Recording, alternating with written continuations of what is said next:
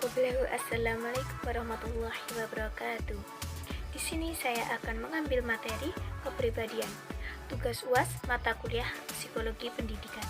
Dosen pengampu Edi Purnomo, MPSI. Sebelumnya, perkenalkan nama saya Brentian Sufahmi Wahidah, NIM 203200222. Kelas PGMIH. A. Definisi kepribadian, sikap, sifat, temperamen, watak. 1. Definisi kepribadian. Definisi kepribadian merupakan karakteristik khas yang membedakan setiap orang dan kecenderungan seseorang dalam proses menyesuaikan diri dengan lingkungan. Kedua, sifat. Sifat adalah karakteristik psikologis yang berasal dari dalam diri seseorang atau juga rupa dan keadaan yang tampak pada sesuatu benda yang terlihat secara lahiriah. Sifat adalah kumpulan perilaku yang dimiliki oleh manusia dan dipengaruhi oleh sifat, adat istiadat, nilai, emosi, etika, dan kekuasaan. 3. Sikap. Sikap adalah salah satu istilah bidang psikologi yang berhubungan dengan persepsi dan tingkah laku. Istilah sikap dalam bahasa Inggris disebut attitude. Attitude adalah sesuatu cara bereaksi terhadap sesuatu perangsang, suatu kecenderungan untuk bereaksi terhadap sesuatu perangsang atau situasi yang dihadapi. 4. Temperamen. Temperamen adalah kombinasi sifat-sifat yang diwarisi dari orang tua kepada anak.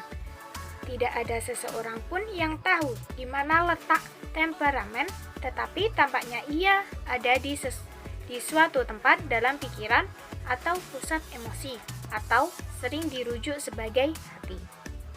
Yang kelima, watak. Watak adalah sifat batin manusia yang mempengaruhi perilaku. Watak sendiri adalah bawaan dari lahir. Watak sendiri itu didik dan ubah. Watak dan kepribadian adalah sama dari segi pengertian, tapi dipandang beda jika kita hendak menilai seseorang. Jika ada dinilai dari norma, maka yang dipakai adalah watak. Namun, jika ingin menggambarkan keadaan seseorang, maka lihatlah kepribadian sehari-hari orang itu. B. Teori kepribadian. Ada 4 teori kepribadian untuk yang satu sama lain tentunya berbeda, yaitu 1. Teori kepribadian psikoanalisis. Yang kedua, teori-teori sifat. Yang ketiga, teori kepribadian behaviorisme. Yang keempat, teori psikologi kognitif. Pertama, teori kepribadian psikoanalisis. Dalam mencoba memahami sistem kepribadian manusia, Freud membangun model kepribadian yang saling berhubungan dengan menimbulkan ketegangan satu sama lain. Konflik dasar dari 3 sistem kepribadian tersebut menciptakan energi psikis individu. Energi dasar ini menjadi kebutuhan insting individu yang menuntut pemuasan. 3 sistem tersebut adalah ID, ego, dan superego. Yang kedua, teori-teori sifat. Teori sifat ini dikenal sebagai teori-teori tipe yang menetapkan aspek kepribadian yang bersifat relatif stabil atau menetap. Tepatnya, teori-teori ini menyatakan bahwa manusia memiliki sifat dan sifat-sifat tertentu, yakni pola kecenderungan untuk bertingkah laku dengan cara tertentu. Sifat-sifat yang stabil ini menyebabkan manusia bertingkah laku relatif tetap dari situasi ke situasi. Yang ketiga, teori kepribadian behaviorisme. Menurut Skinner, individu adalah organisme yang memperoleh perbedaan tingkah lakunya melalui belajar. Dia bukanlah agen penyebab tingkah laku, melainkan tempat, kedudukan, atau suatu poin yang faktor-faktor lingkungan dan bawaan yang khas secara bersama-sama menghasilkan akibat atau tingkah laku yang khas pula pada individu tersebut. Keempat, teori psikologi kognitif. Menurut para ahli teori psikologi kognitif, dapat dikatakan berawal dari pandangan psikologi Gestalt. Mereka berpendapat bahwa dalam memersepsi lingkungannya, manusia tidak sekedar mengandalkan daripada apa yang diterima dari pengindraannya, tetapi masukan dari penginderaan itu diatur saling berhubungan dan diorganisasikan untuk diberi makna dan selanjutnya dijadikan awal dari suatu perilaku. C. Proses perkembangan kepribadian. Erikson mengemukakan persepsinya pada saat itu bahwa pertumbuhan berjalan berdasarkan prinsip epigenetik, di mana Erikson dalam teorinya mengatakan melalui sebuah rangkaian kata yaitu 1.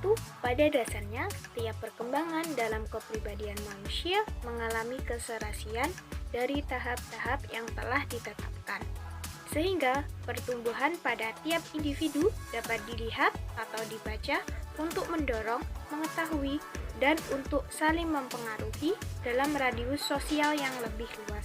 Yang kedua, masyarakat pada prinsipnya juga merupakan salah satu unsur untuk memelihara saat setiap individu yang baru memasuki lingkungan tersebut guna berinteraksi dan berusaha menjaga, serta untuk mendorong secara tepat berdasarkan dari perpindahan di dalam tahap-tahap yang ada. D. Tipe-tipe kepribadian. Dalam dunia psikologi, terdapat 4 tipe kepribadian yang dipengaruhi pertama kali oleh Hippocrates tahun 460-370 SM. Hal ini dipengaruhi oleh anggapan bahwa alam semesta beserta isinya tersusun dari 4 unsur dasar, yaitu kering, basah, dingin, dan panas. Yang pertama, sifat kering. Sifat kering terdapat dalam kol atau empedu kuning.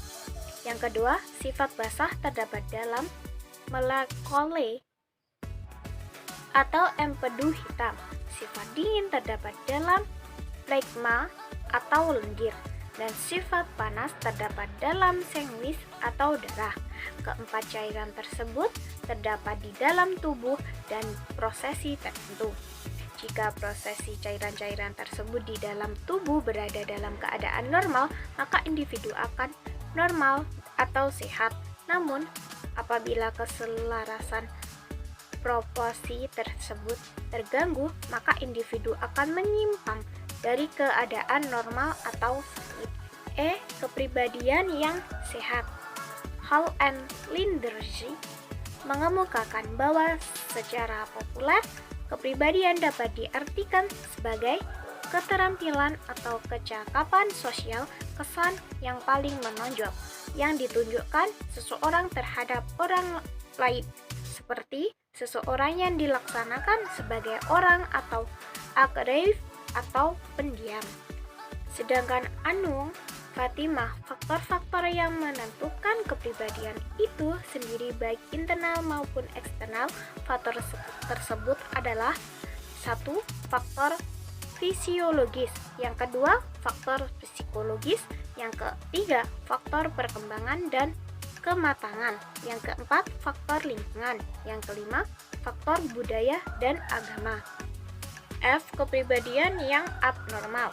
Menurut Supratiknya 1995 dalam alam merumuskan konsep normal dan abnormal, tentu perilaku seseorang secara tepat agak sulit karena 1.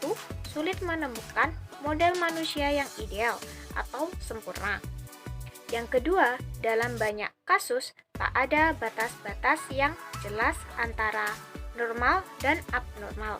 Sekian dari saya, bila ada kurang lebihnya mohon maaf. Billahi taufiq wal hidayah, wa ridho wal inayah. Wassalamualaikum warahmatullahi wabarakatuh.